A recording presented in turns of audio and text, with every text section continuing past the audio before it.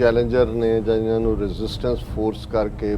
ਬਾਹਰਲਾ ਮੀਡੀਆ ਚੁੱਕ ਰਿਹਾ ਹੈ ਕਿ ਜੋ ਉੱਪਰ ਪਹਾੜਾਂ ਤੇ ਚਲੇ ਗਏ ਨੇ, ਉਹ ਦਰਾਰਾਂ 'ਚ ਵੜ ਗਏ ਨੇ, ਦੂਜੇ ਨੇ ਹਾਲਾਂ ਉਹ ਇਹ ਵੀ ਕਹਿ ਰਹੇ ਨੇ ਕਿ ਜੀ ਆਲਮੋਸਟ ਉਹਨਾਂ ਦਾ 80-90% ਕਬਜ਼ਾ ਹੈ। ਪਰ ਇਹ ਮੈਨੂੰ ਲੱਗਦਾ ਹੈ ਵੀ ਇੱਕ ਪਾਸੇ ਇਹ ਸ਼ਰਾਰਤ ਦਾ ਪੋਟੈਂਸ਼ੀਅਲ ਇਹ ਵੈਸਟਰਨ ਪਾਵਰਸ ਵੀ ਔਰ ਇੰਡੀਆ ਖਾਸ ਤੌਰ ਤੇ ਉਹਨੂੰ ਕਾਇਮ ਰੱਖਣਾ ਚਾਹੁੰਦਾ ਹੈ। ਤੁਰਕੀ ਨੇ ਕਿਹਾ ਵੀ ਇਹ ਉਹਨਾਂ ਨੇ ਦੇਖਣਾ ਹੈ, ਤਾਲਿਬਾਨ ਨੇ, ਅਫਗਾਨ ਲੋਕਾਂ ਨੇ, ਕਿ ਉਹਨਾਂ ਨੇ ਆਪਣਾ ਕਿਸ ਕਿਸਮ ਦਾ ਸਿਸਟਮ ਚਲਾਣਾ ਹੈ ਔਰ ਅਸੀਂ ਜਿਹੜਾ ਉਹਨਾਂ ਦੀ ਸੋਵਰਨਟੀ ਦੀ ਕਦਰ ਕਰਦੇ ਹਾਂ। ਜਿਹੜੇ ਮੁੱਲਾ ਹਸਨ ਖੁੰਦ ਦੀ ਸਰਕਾਰ ਬਣੀ ਹੈ ਉਹਨਾਂ ਦੇ ਸੁਹੇਲ ਸ਼ਾਹੀਨ ਸਪੋਕਸਪਰਸਨ ਨੇ ਤਾਲਿਬਾਨ ਦੇ, ਔਰ ਉਹਨਾਂ ਨੇ ਕਿਹਾ ਵੀ ਅਸੀਂ ਵੀ ਤੁਰਕੀ ਨਾਲ ਹਰ ਖੇਤਰ ਦੇ ਵਿੱਚ ਕੋਆਪਰੇਸ਼ਨ ਚਾਹੁੰਦੇ ਹਾਂ। ਅੱਗੇ ਪਹਿਲਾਂ ਹੀ ਤੁਰਕੀ ਦੇ ਇੰਜੀਨੀਅਰ ਤੇ ਦੂਸਰੇ ਲੋਕ ਅਫਗਾਨਿਸਤਾਨ 'ਚ ਕੰਮ ਕਰ ਰਹੇ ਨੇ, ਉਹਨਾਂ ਦੇ ਸਪੋਕਸਮੈਨ ਨੇ ਤਾਲਿਬਾਨ ਦੇ,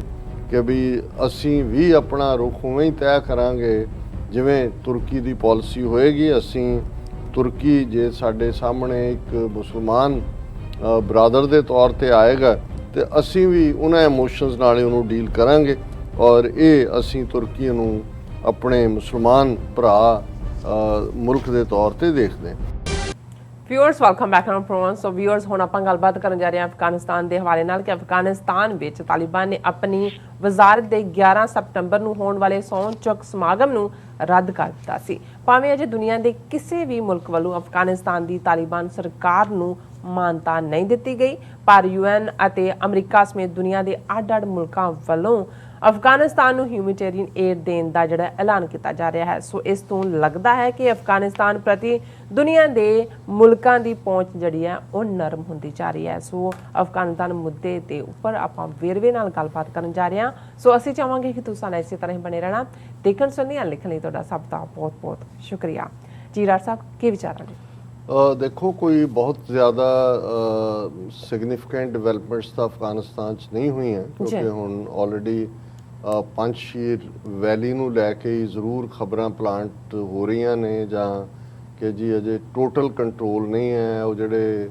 ਚੈਲੰਜਰ ਨੇ ਜਾਂ ਇਹਨਾਂ ਨੂੰ ਰੈਜ਼ਿਸਟੈਂਸ ਫੋਰਸ ਕਰਕੇ ਬਾਹਰਲਾ ਮੀਡੀਆ ਚੁੱਕ ਰਿਹਾ ਹੈ ਕਿ ਜੋ ਉੱਪਰ ਪਹਾੜਾਂ ਤੇ ਚਲੇ ਗਏ ਨੇ, ਉਹ ਦਰਾਰਾਂ 'ਚ ਵੜ ਗਏ ਨੇ, ਦੂਜੇ ਨੇ ਹਾਲਾਂ ਉਹ ਇਹ ਵੀ ਕਹਿ ਰਹੇ ਨੇ ਕਿ ਜੀ ਆਲਮੋਸਟ ਉਹਨਾਂ ਦਾ 80-90% ਕਬਜ਼ਾ ਹੈ। ਪਰ ਇਹ ਮੈਨੂੰ ਲੱਗਦਾ ਹੈ ਵੀ ਇੱਕ ਪਾਸੇ ਇਹ ਸ਼ਰਾਰਤ ਦਾ ਪੋਟੈਂਸ਼ੀਅਲ ਇਹ ਵੈਸਟਰਨ ਪਾਵਰਸ ਵੀ ਔਰ ਇੰਡੀਆ ਖਾਸ ਤੌਰ ਤੇ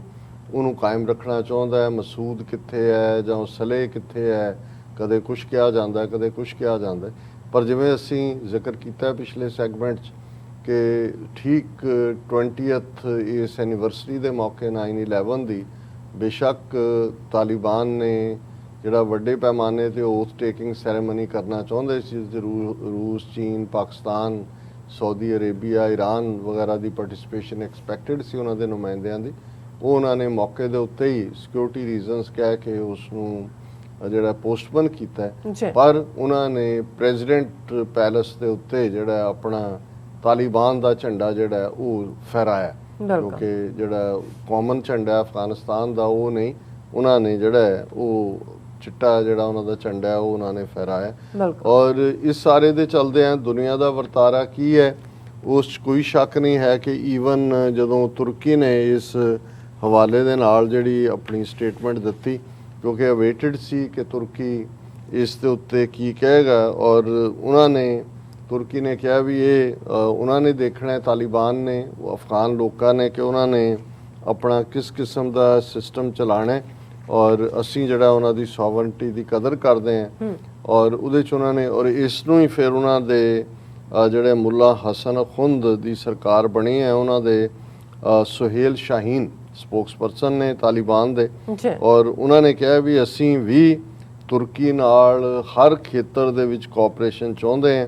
ਅੱਗੇ ਪਹਿਲਾਂ ਹੀ ਤੁਰਕੀ ਦੇ ਇੰਜੀਨੀਅਰ ਤੇ ਦੂਸਰੇ ਲੋਕ ਅਫਗਾਨਿਸਤਾਨ 'ਚ ਕੰਮ ਕਰ ਰਹੇ ਨੇ, ਉਹਨਾਂ ਦਾ ਵੱਡਾ ਯੋਗਦਾਨ ਹੈ। ਔਰ ਉਹਨਾਂ ਨੇ ਕਿਹਾ ਵੀ ਅਸੀਂ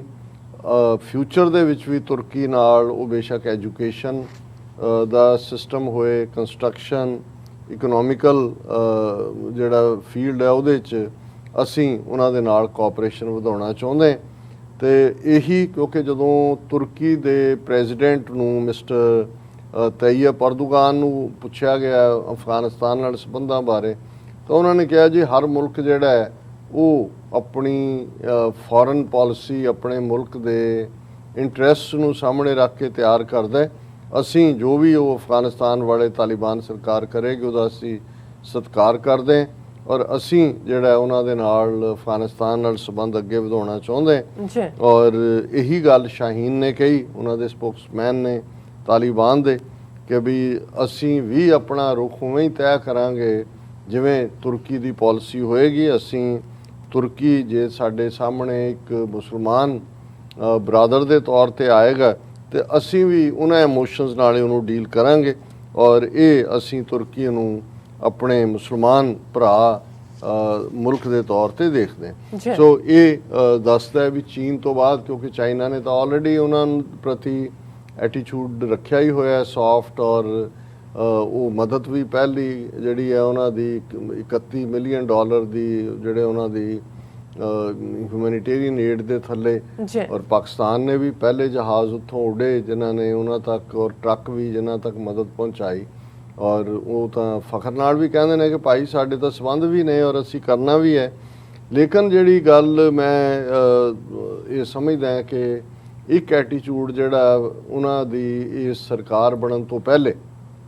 ਕਿਉਂਕਿ 15 ਅਗਸਤ ਉਹਨਾਂ ਨੇ ਕਾਬੁਲ ਲਿਆ, ਜਿਹੜੇ 2-3 ਹਫ਼ਤੇ 'ਚ ਜੋ ਅਮਰੀਕਾ ਦਾ ਵੀ ਰਵੱਈਆ ਸੀ, ਅਮਰੀਕਾ ਫਿਰ ਵੀ ਇੰਡੀਆ ਜਿਵੇਂ ਟੱਪ ਰਿਹਾ ਸੀ, UK ਟੱਪ ਰਿਹਾ ਸੀ, ਯੂਰਪੀਅਨ ਯੂਨੀਅਨ ਦੇ ਕੁਝ ਹੋਰ ਮੁਲਕ, ਤੇ ਲੱਗਦਾ ਸੀ ਕਿ ਵੀ ਇਹ ਬਿਲਕੁਲ ਉਹਨਾਂ ਨੂੰ ਡਿਚ ਕਰਨ, ਜਾਂ ਜਿਵੇਂ ਅਮਰੀਕਾ ਨੇ $9 ਬਿਲੀਅਨ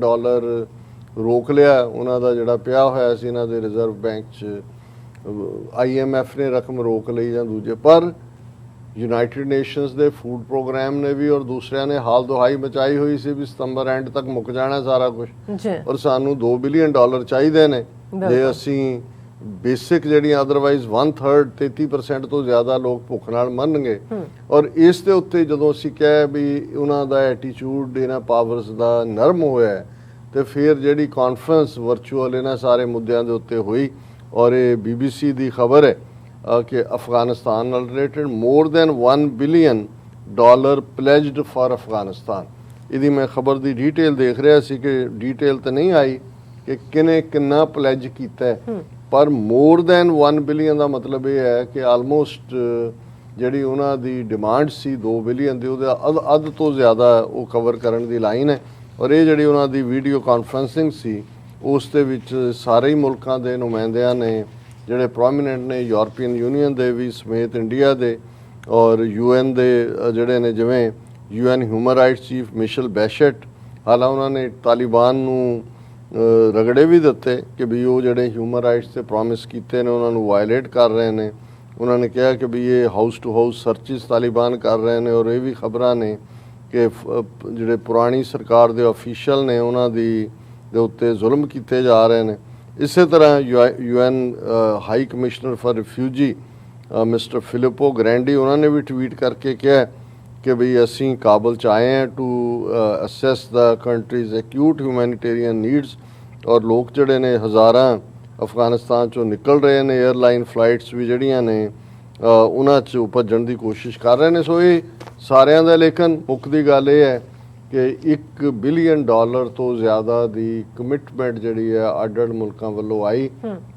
ਔਰ already United Nation chief announces $20 million allocation to support humanitarian operations in Afghanistan. ਇਹ ਇਮੀਡੀਏਟਲੀ 20 ਮਿਲੀਅਨ ਉਹਦੇ 'ਚ ਉਹਨਾਂ ਨੇ ਰਿਲੀਜ਼ ਵੀ ਕੀਤਾ ਹੈ। ਔਰ ਮੈਂ ਇੰਡੀਆ ਦਾ ਦੇਖ ਰਿਹਾ ਸੀ, ਕਿਉਂਕਿ ਇੰਡੀਆ ਕੋਲ ਭਾਵੇਂ ਹੁਣ UN ਸਿਕਿਉਰਿਟੀ ਕੌਂਸਲ ਦੀ ਪ੍ਰਧਾਨਗੀ ਤਾਂ ਨਹੀਂ ਹੈ, ਉਹ ਤਾਂ 1 ਮਹੀਨੇ ਦਾ ਹੀ ਸੀ, ਉਹ ਤਾਂ ਉਹ ਕਹਿੰਦਾ ਹੁੰਦੇ ਨੇ ਕਿ ਸਕੇ ਬੱਚੇ ਦੀ ਹਕੂਮਤ ਸੀ, ਇਹਨਾਂ ਨੇ ਚੰਪਦੀਆਂ ਚਲਾਈਆਂ। ਲੇਕਿਨ ਇੰਡੀਆ ਦਾ ਕੀ ਲਾਈਨ ਹੋਏਗੀ ਕਿ ਉਹ ਇਹ ਕਹੇਗਾ ਕਿ ਜੀ ਜੇ ਇਹਨਾਂ ਨੂੰ ਮਦਦ ਭਾਵੇਂ ਹਿਊਮੈਨਿਟੇਰੀਅਨ ਵੀ ਦਿੱਤੀ ਫੂਡ ਲਈ, ਉਹ ਤਾਂ ਤਾਲਿਬਾਨ ਕੋਲ ਜਾਏਗਾ, ਦਹਿਸ਼ਤਗਰਦੀ ਹੋਏਗੀ, ਲਸ਼ਕਰ ਤੋਇਬਾ, ਜੈਸ਼-ਏ ਮੁਹੰਮਦ। ਪਰ ਨਹੀਂ, ਇੰਡੀਆ ਨੇ ਵੀ ਲੱਗਦਾ ਕਿ ਵੀ ਇਹਨਾਂ ਨੇ ਵੀ ਆਪਣੀ ਜਿਹੜੀ ਹੈ ਔਕਾਤ ਸਮਝ ਲਈ ਹੈ, ਔਰ ਉਹਦੇ 'ਚ ਉਹਨਾਂ ਦੇ ਫੋਰਨ ਮਿਨਿਸਟਰ ਨੇ ਕਿਹਾ India willing to stand by Afghan people as it did in the past. ਉਹਨਾਂ ਨੇ ਇਹ ਕਿਹਾ ਕਿ ਵੀ ਅਸੀਂ